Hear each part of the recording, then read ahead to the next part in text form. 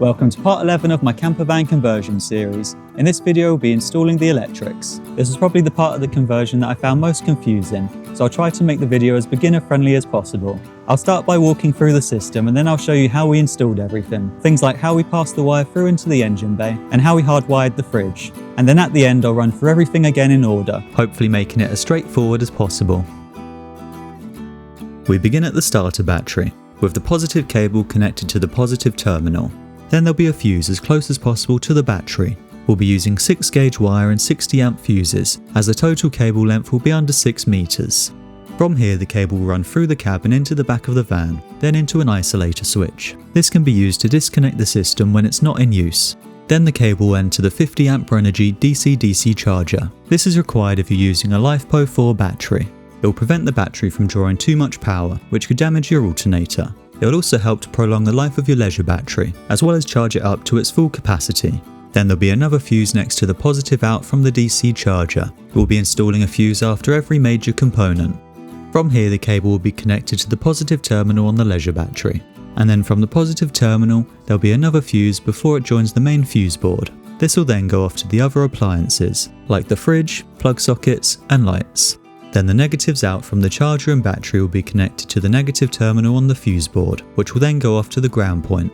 I got started by planning the layout for all the main components.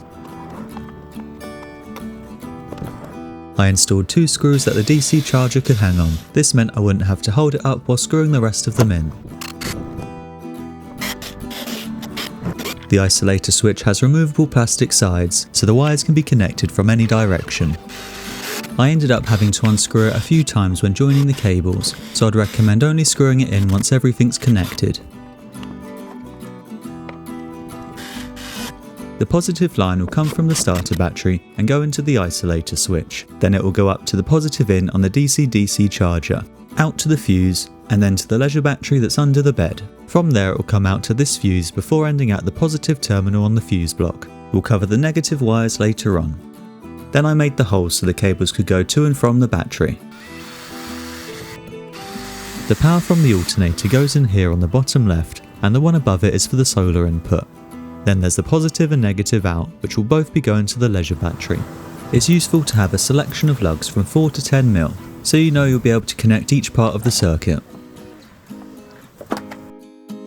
Then I moved on to cutting the wires to shape. I used a cheap cable cutter and crimper set from eBay, which worked just fine. I started by cutting the cable to length and then measured how much of the outer plastic needed to be removed so it could fit in the lug. Then I gently cut it away, being careful not to damage any of the copper inside. Then I put shrink wrap over the cable and set the crimper to the right size. And then with the lug in place I crimped them together. And after checking it was secure I used a lighter to shrink the wrap around it. I had to use a jet lighter because it was windy, but a standard lighter would have been better because it would be less likely to burn the plastic. If the fuse holder doesn't have a flat surface to rest the fuse on, I'll put the lug in first and rest the fuse on top of it, so it sits flat with more contact. Otherwise I'd typically put the fuse in first, then the lug, then the split washer, and then the bolt. I got all of the positive cables set up on the back of the bed, other than the ones connected to the charger and leisure battery, as I needed to connect the negatives and earth first, which I'll cover later on in the video. But before that I needed to run the main power cable from the isolator switch to the starter battery. And after preparing the cable and connecting it to the isolator switch, I connected the ignition sensor to the bottom left socket on the charger, because both of the cables will be following the same route into the front cab. I taped the cables together so they'd be easier to pass through the van, and I'll be using protective conduit in the areas with sharp edges. The cable will run along here and under the step on the passenger side. Then the ignition sensor will end at a fuse in the glove box, and the power cable will pass through into the engine bay. The trim pulls away quite easily. Then there are 5 screws and 1 bolt to undo to reach the access point into the engine bay, with 4 screws on the front and a bolt at the top right, and a final screw that holds this clip in on the side, which is also connected to the body of the van. We'll be pushing the power cable through this rubber grommet into the engine bay, and we'll be connecting the ignition sensor to a fuse in the glove box, using a piggyback adapter.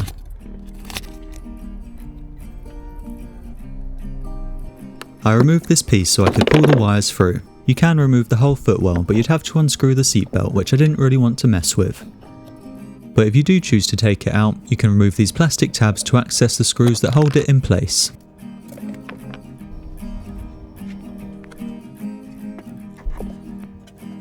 And with the main power line in place, I pushed a second cable through the other side of the step, and I'll be using this one to pull the main wire through. I used a coat hanger to pull it out to the other side and then tape them together, then I pulled them through towards the glove box. And once that was done, I separated the ignition sensor from the power cable. They'll both be coming up this side and going into the glove box. I taped up the thinner ignition wire and used a cable cover to make sure it was protected. I also did it on this side of the footwell as well. The cables were tightly packed in the centre of the rubber grommet, so I pushed it out towards the engine bay so I could squeeze the wire around the side. Doing it this way meant I wouldn't have to worry about accidentally cutting any of the wires at the centre. We spent quite a while trying to find the best way through, and this was definitely the easiest. The next step was installing a fuse as close as possible to the starter battery, using short screws in a place where they won't damage anything underneath the cover. Here you can see where the extra space was.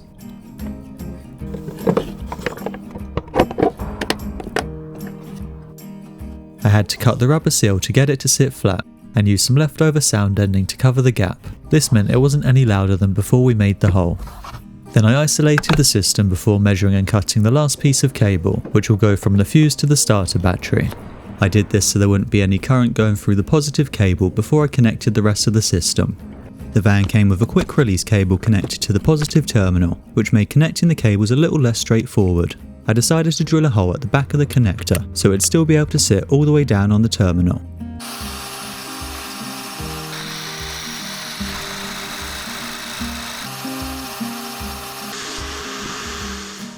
And after a lot of drilling, we filed the edge down so it would be flat, giving it a stronger connection. Then we joined the positive line to the connector. Then I installed a 60 amp fuse before adding some conduit to protect the cables.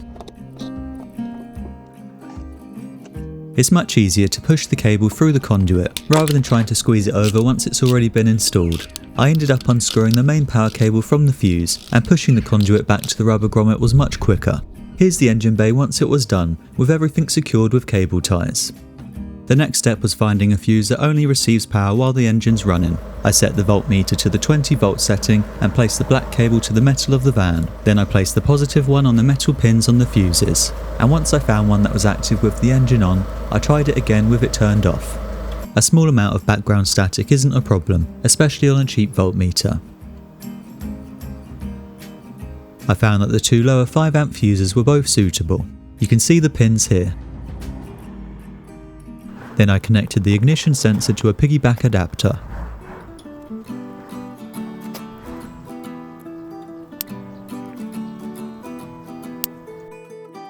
I put the original fuse at the bottom and a new one in line of the wire that comes off from the adapter. A 5 amp fuse will be fine as there's very little current going through the cable. And after reinstalling the fuse and checking it was working, I fixed the trim and secured the battery so it wouldn't move while we're driving. I used some leftover wood from when we built the bed and a strap to hold the battery down.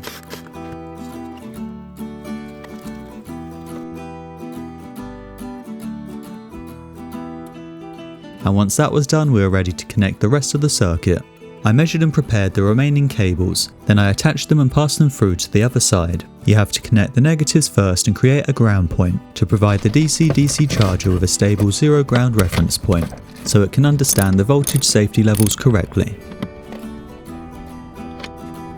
I connected the negative and the ground at the bottom of the block, and you can see the patch of carpet I cut out for the ground point. I'll be using a pre-existing hole because I didn't want to do any more drilling.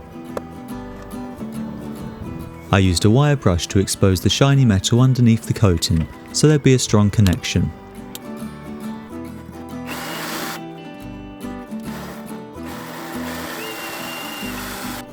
Then I bolted the ground in place.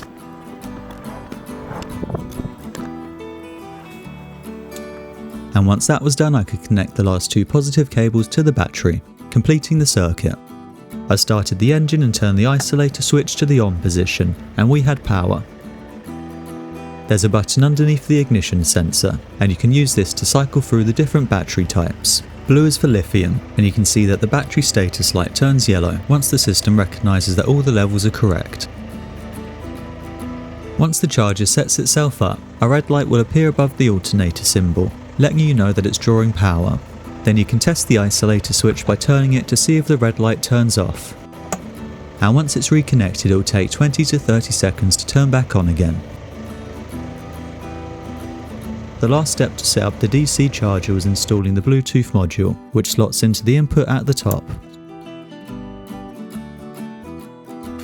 I screwed it in place and used cable ties to hold the wires up.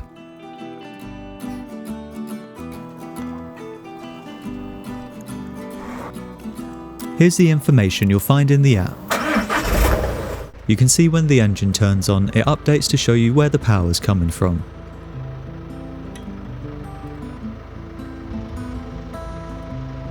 And the last job was hardwiring the power inverter and fridge. It's quite similar to how we prepared the larger wires, just with smaller tools and connectors.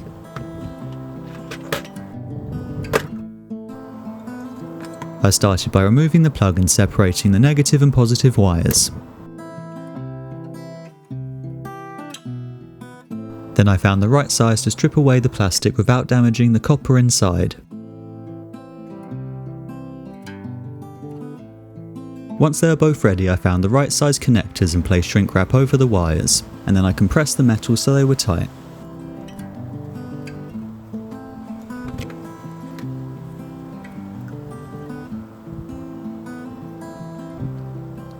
I ran out of the correct size red wrap and had to use yellow, but the red wire makes it obvious enough.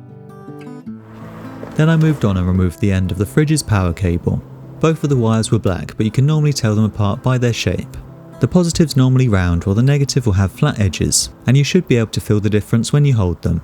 But if you want to be sure, you can set a voltmeter to the continuity setting. This will beep to let you know if there's a complete electrical path, and we'll use this to test the wires. You put one pin at the end of the plug and use the other to test the cables. The one that beeps will be your positive. And if both of the cables are exactly the same, you might need to mark which one's which before you cut them. I added the connectors and used red and black shrink wrap so they were correctly labelled, although I had to use a larger yellow one again for the positive, but I was able to fit a smaller red one behind it so I could still tell them apart. Then I passed them through a hole so they could be connected to the fuse block. I screwed the negative ones in first on the bottom row and the positives higher up.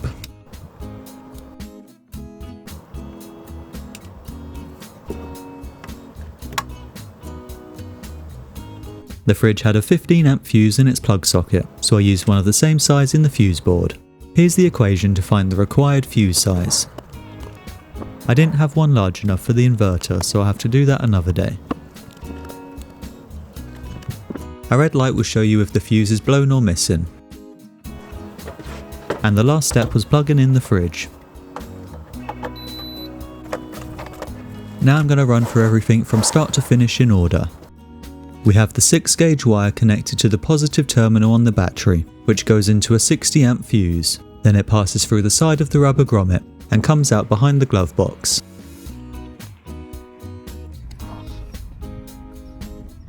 From there it runs along and down under the footstep, then along the back of the seats.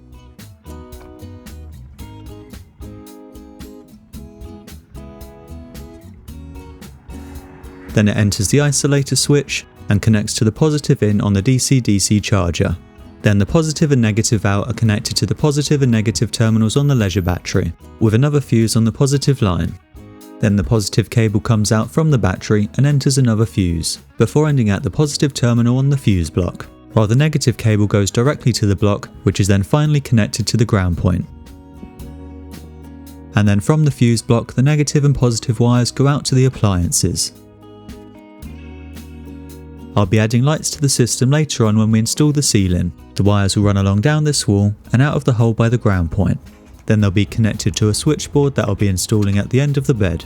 I hope you found this video useful. Subscribe to keep up with the series. In the next video we'll be installing the cupboards and sink. Thank you for watching.